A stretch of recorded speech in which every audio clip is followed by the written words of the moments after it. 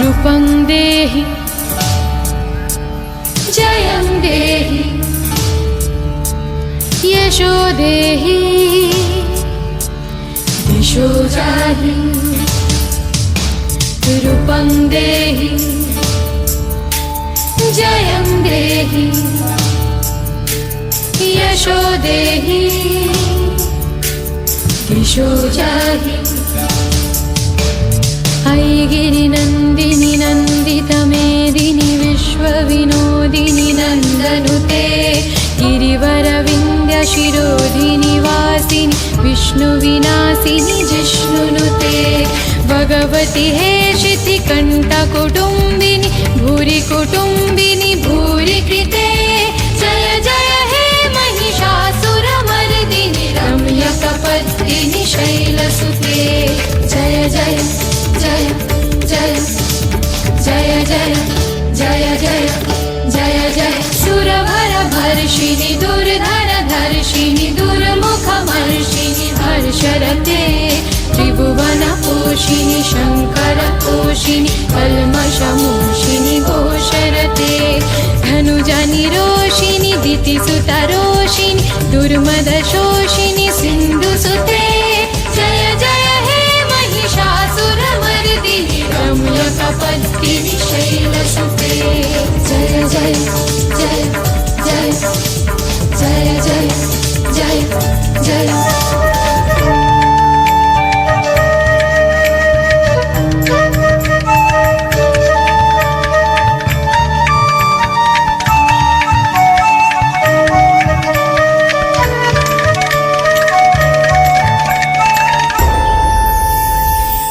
जगदम्ब मदम्ब कदम्ब वनप्रियवासिनि हासरते